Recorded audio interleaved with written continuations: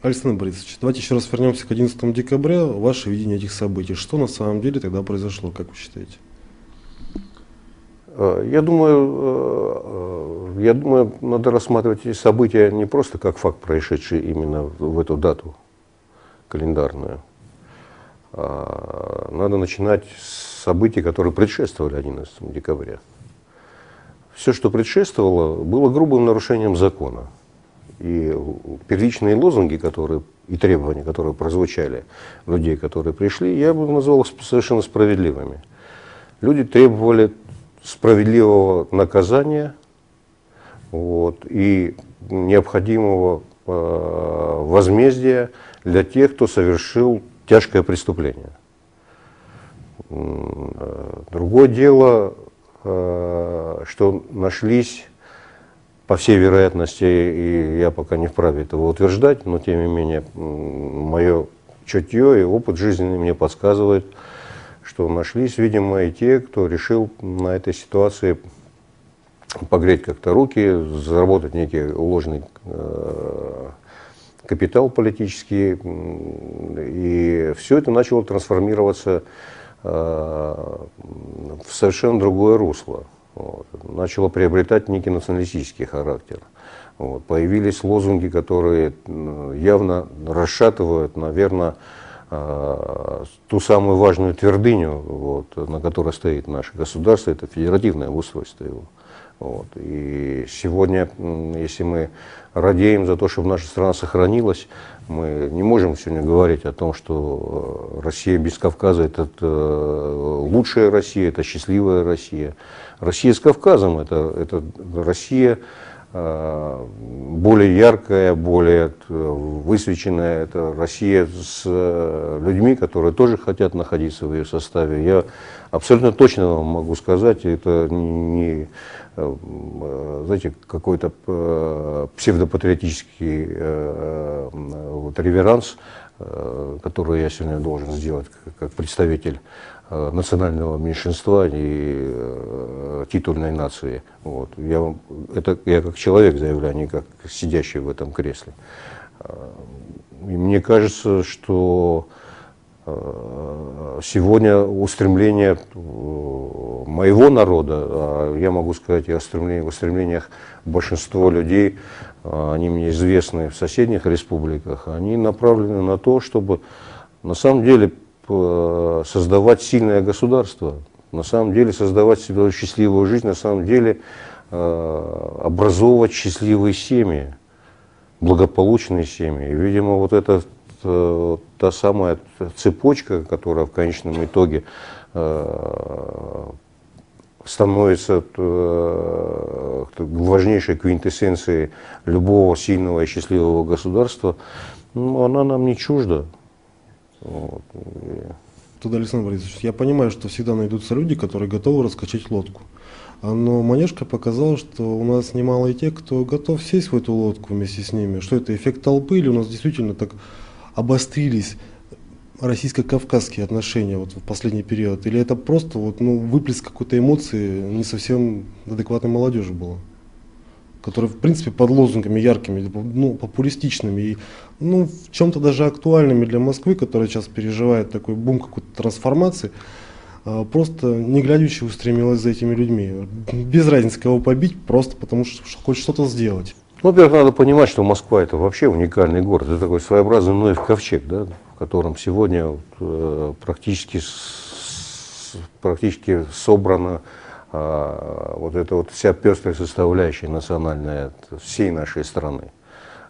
И продолжая вашу метафору, действительно очень важно, чтобы эта лодка оставалась устойчивой. Потому что именно в Москве в таком тесном соприкосновении находятся представители различных национальностей. И прямо скажем, что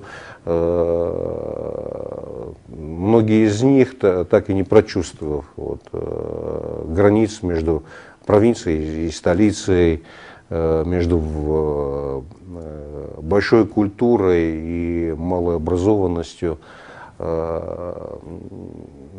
просто из желания улучшить только свою жизнь, что тоже является совершенно естественным, потому что надо понимать, это не только кавказская проблема, сегодня низкий уровень жизни. С этим можно столкнуться в большинстве регионов за МКАДом, да, которые входят в состав нашей великой страны.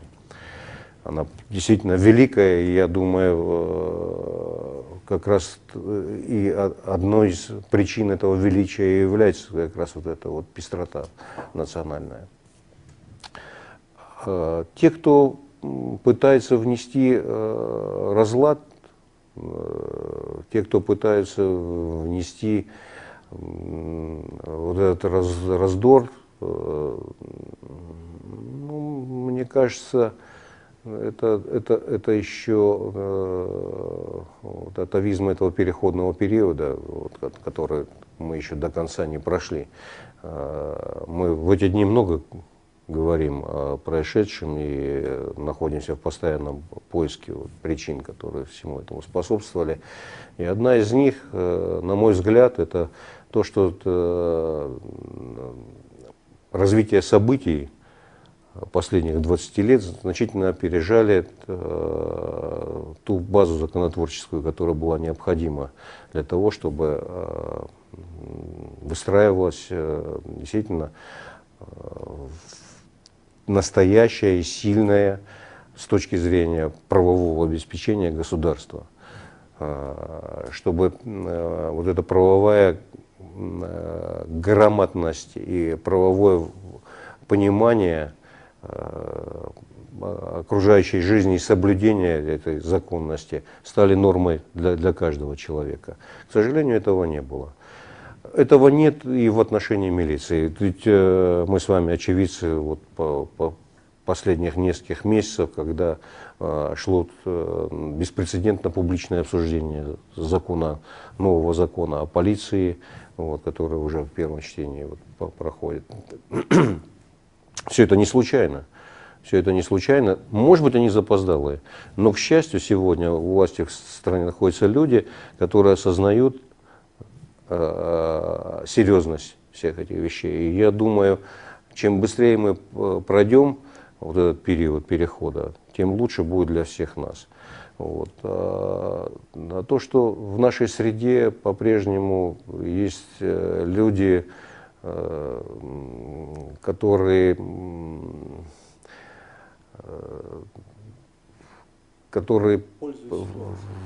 используют ситуацию, да, вот, в собственных корыстных целях, ну, это ни для кого не секрет.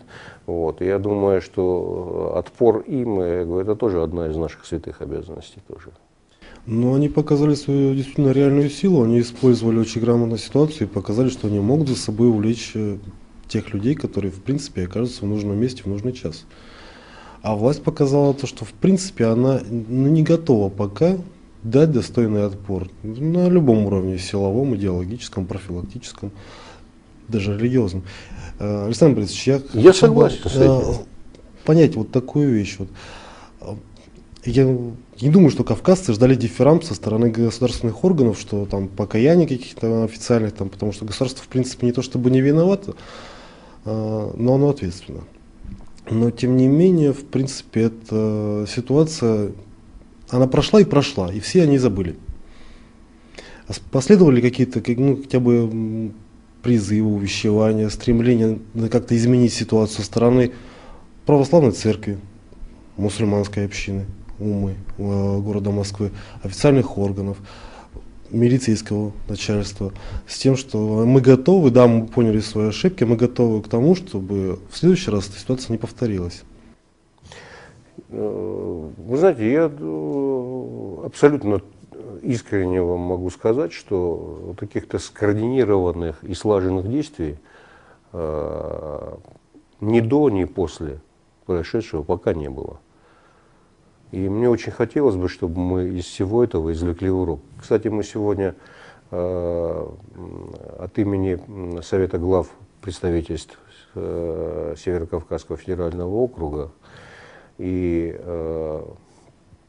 Президиума Конгресса народов Кавказа сделали соответствующее обращение к общественности города Москвы, Дальше мы планируем обращаться и в Общественную палату, мы планируем обращаться и в правительство, и Москвы, и Российской Федерации с соответствующими обращениями.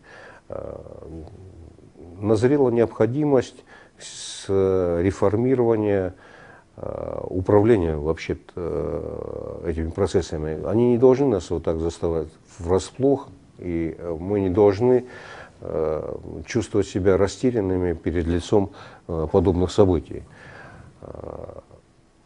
Чтобы эта уверенность вернулась, мне кажется, что необходимо возвращать институты, которые незаслуженно и несправедливо были в последнее время нивелированы.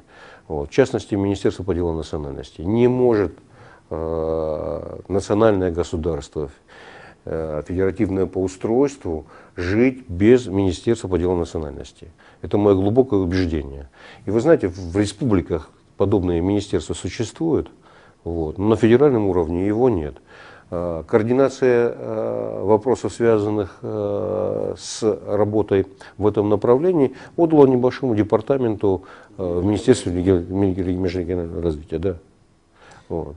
Вы предлагаете какую-то конкретную программу по моделированию этой ситуации, как-то изменению, то есть работа с гражданами, то есть на бытовом уровне, то есть подъездом? По крайней мере, мы представляем себе, какими силами и с помощью кого эти вопросы можно решать. И в части, связанные, допустим, с вопросами выходцев из республик Северного Кавказа, с проблемами, которые есть в этой среде, а их очень много, Вы думаете, меня самого не раздражают некоторые выпады и демарши, которые устраивают представители различных республик Северного Кавказа? Мне бывает и стыдно, мне бывает и неловко, потому что я знаю, что общая эта культура и общие принципы и каноны, по которым живут внутри этих республик, они просто диссонируют со всем, что происходит. Вот. Но, к сожалению, здесь, я не знаю, то ли опьяненные атмосферой столичного города, то ли от этой вседозволенности, то ли от уверенности в том, что, к сожалению, некоторые вопросы решаются путем незаконных и противоправных каких-то действий, они допускают это. Поэтому и с этим нужно бороться. И мы в этом готовы оказывать содействие всем. Вот. Но очень слабо используют и нас, и национальные общины как инструмент, который мог бы пригодиться в этих процессах.